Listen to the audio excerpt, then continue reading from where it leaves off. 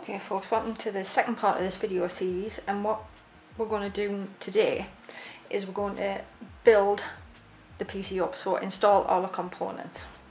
So the first thing we're going to do is get the power supply in.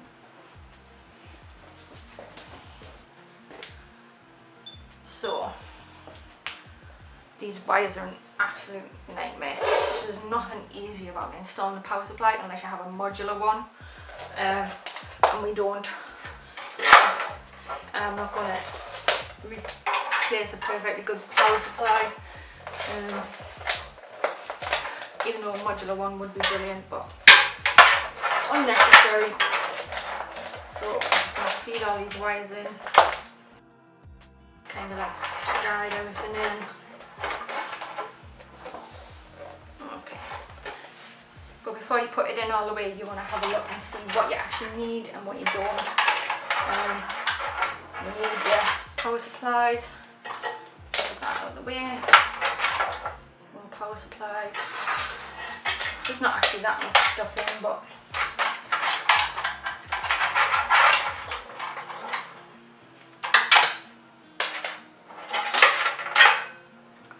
that is motherboard, power,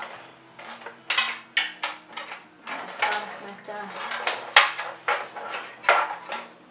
Again, board,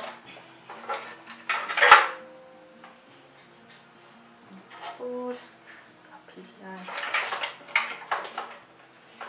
motherboard, another power, and what you're left with, what we definitely don't need, is the PCIe powers, because that graphics card doesn't actually take any power.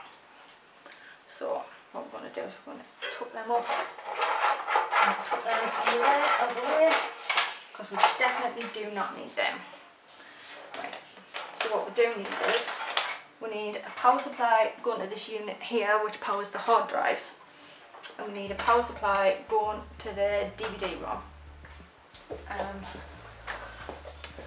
and then we need power supplies to power all the fans. This box has two fans at the lower back blowing out. We also have a large fan at the back blowing out, and we'll have two large fans at the front blowing in, so there's plenty of cooling in this box. And you could always add some more if you want the space to add them on the top and all that kind of stuff, but we've never found it particularly necessary. So okay, so get power supply, untangle it, and that's all the hard drives. This is probably the most important step. Everything else is easy peasy, but getting all your wiring neat and tidy is tricky.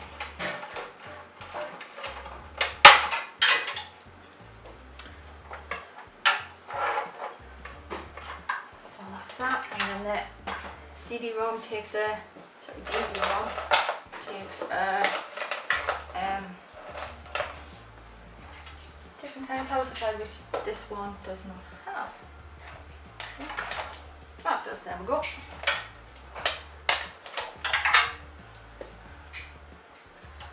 In place. And that one has the hard drives. This one has the DVD-ROM. And also, so okay, fans. So our front fans there. I have this fella, extensions, that. He's going to just plug into this.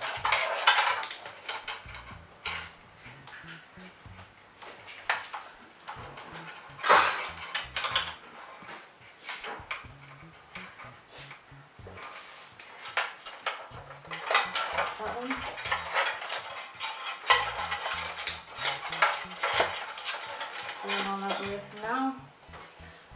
these guys at the back here.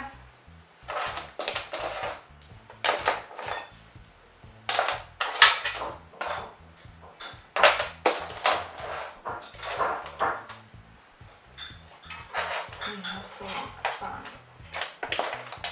supplies here somewhere.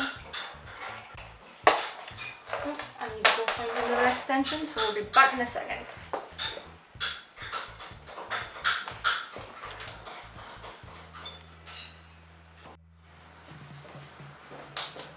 Right, okay, so I found some extensions, but just had a look on the motherboard, and that actually has 3 headers for the fan. So what we're going to do is, these have got the longest leads, so we're going to unplug the extension from that one, and we're going to use the extension on these 2 shorter wires.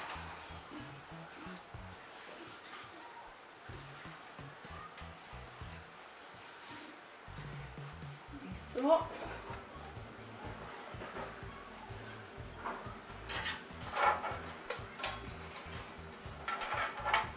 And that still needs plugged in.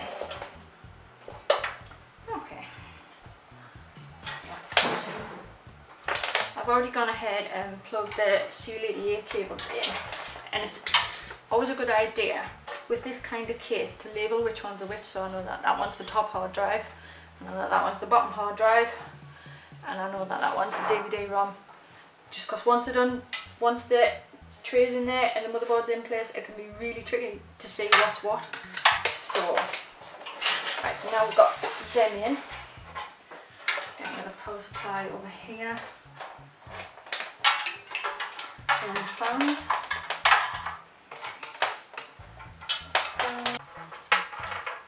And you can see that says fan only off the power supply, because the fans run on a much lower voltage than some of the other fans. There's another fan header there. I don't need that. So let's get the power supply pushed in.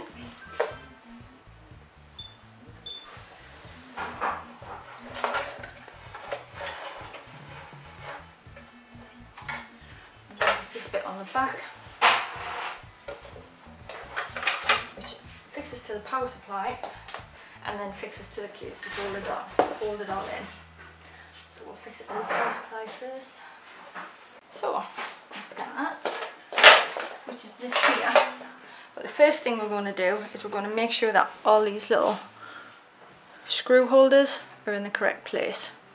So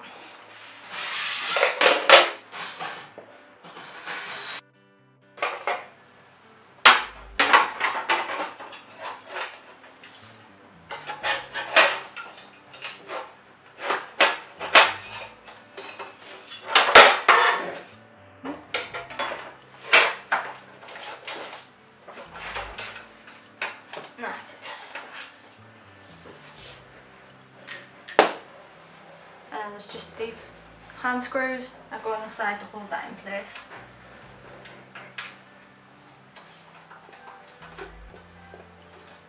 So that's that. So the next thing to do is to reorganise your wires again and get the motherboard in.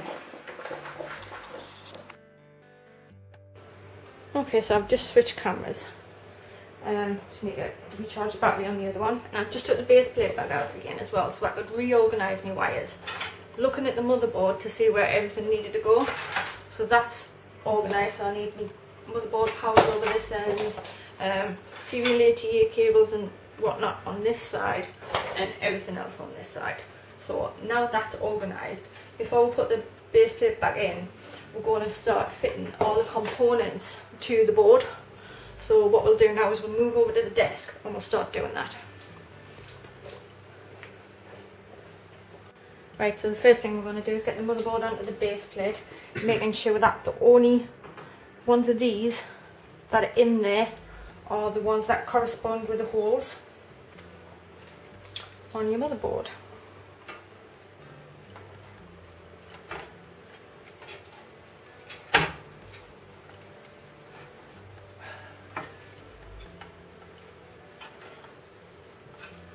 Good.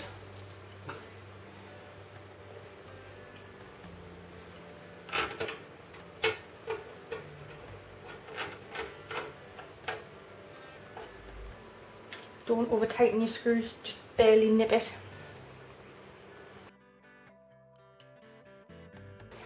Right, that's that. So the next step is the CPU. Okay then folks, so installing the CPU. So this is your CPU. This is the powerhouse of your PC. Like I said, this is the Ryzen 7 1700.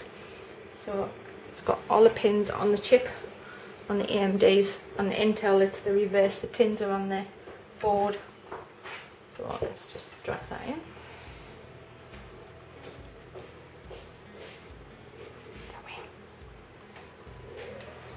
Just falls in. Just close the little arm up. Cooler that comes with it, which is the Wraith, comes pre-installed with thermal paste, so you don't have to worry about that. And the board already has, I'll just lift that up to show you, the bracket which this fits into.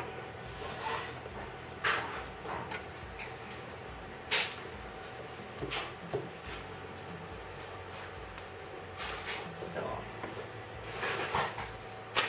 and a screwdriver.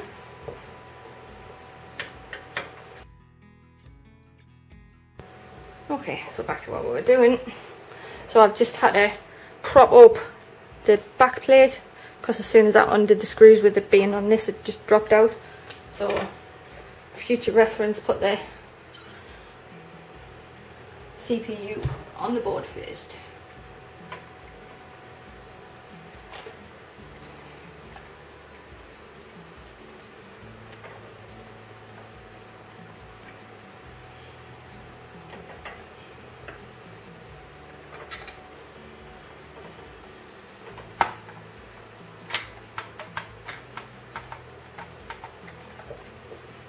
Them in slightly and lift that proper weight.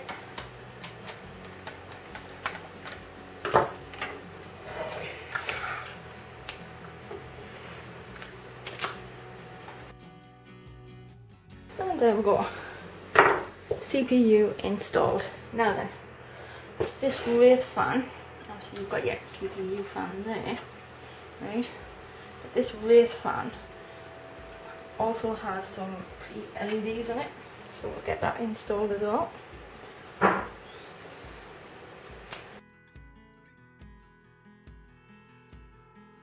Right, so that's that done. So the next thing we'll do is the memory.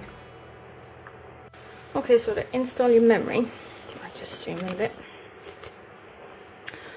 So when running in dual channel, the two red slots are slot 1 and 2, and then if you had 4 sticks you would go 3 and 4, but we've just got 2. Pop them in.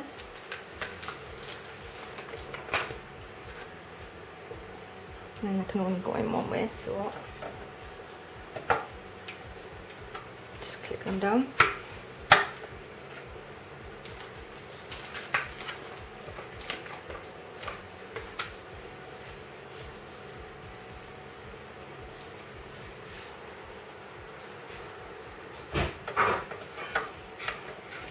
If you're intending on building a Ryzen system, double check before you go and buy the memory, because Corsair memory at the moment is having some issues with the Ryzen CPUs, hence why we've gone for the HyperX. So that's that done. So next thing we're going to do is the graphics card. Okay, so to fit the graphics card we need to put the board into the case. I just wanted to show you. Zoom in on this. This board, because it's a B series board, has only one x16 PCIe slot, which is where your graphics card will go. If you had any other PCI Express devices, they would go in one of your other ones, which are down here. If you had 2 graphics cards, you would have your primary one in here and your secondary one in here, and they would both run at ×8. But we made a decision to just stick to one graphics card this time round. If we ever wanted to have more graphical power, we decided that we'd just upgrade the graphics card. So let's get it put back in the box and get the GPU in. Okay, so again, just make sure I show all the wires are out of the way.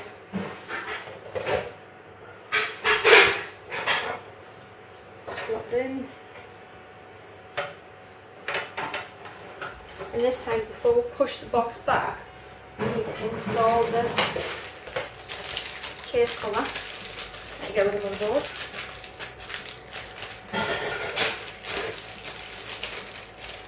This just tells you what all the bits are on the back of the box.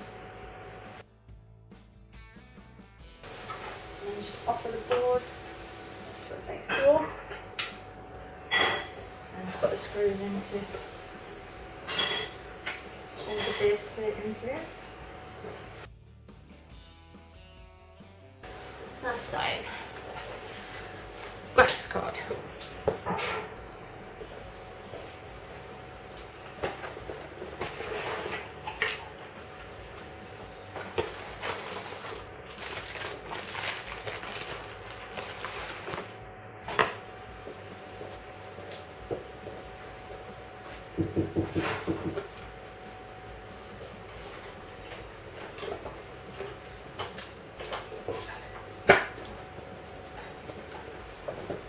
Okay, that's in.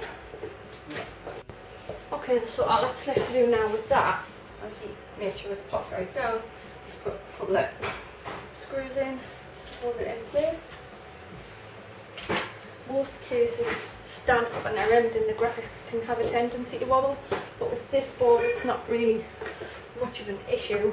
This box I should say, not really an issue, but you fix it in anyway. Okay, so that's all the major components in now. All that's left to do is start wiring stuff up. Okay, so we're back in time to do the wiring. So we've built the machine. All that's left to do now is connect all the wires, make sure everything's connected. So we've got all the cables on the sides that they need to be. So we're going to start left to right. And we have power cable for the motherboard. Connect that in here.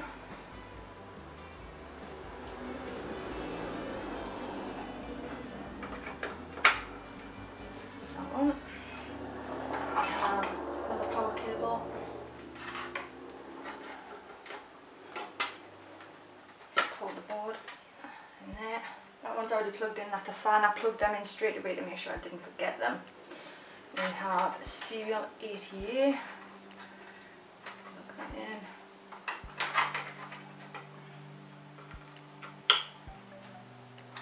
And the serial ATA.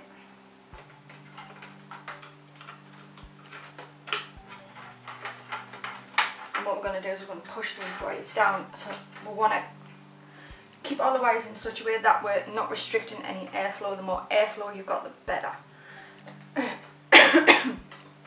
So we need to tuck these wires down. So what I'll do is I'll pull them back through this way and I'll cable tie them to the actual case to keep them tidy. Then serial ATA cables will push down the middle there. Got another serial ATA here, this one for the DVD drive. Got that here. Again, we'll push that down in the middle.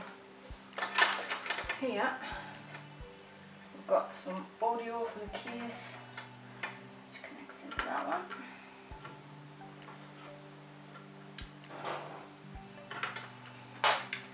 This one is the USB 3s for the front of the case. That connects there.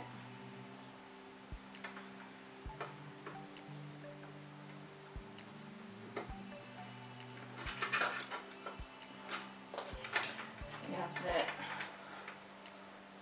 power switches for the case, which you've got a little block connector with the board, which just makes things so much easier. Make sure you put it on the right way.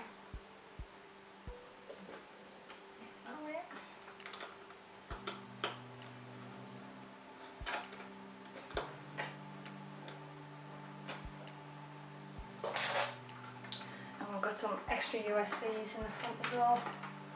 Can't have enough USBs, I'll get them plugged in too.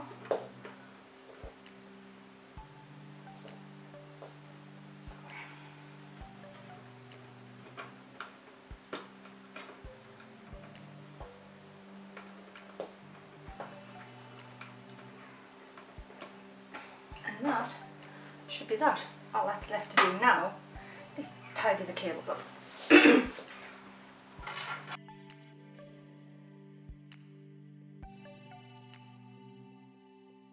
Just making sure nothing's touching the fans at the back as well. Right, so that's that. So that's the building and the wiring of the case. All that's left to do now, up, make sure it works and start installing the software. Okay then folks, the system's on and working. Just put Windows 10 in. Let's get this installed and we'll come back and have a look.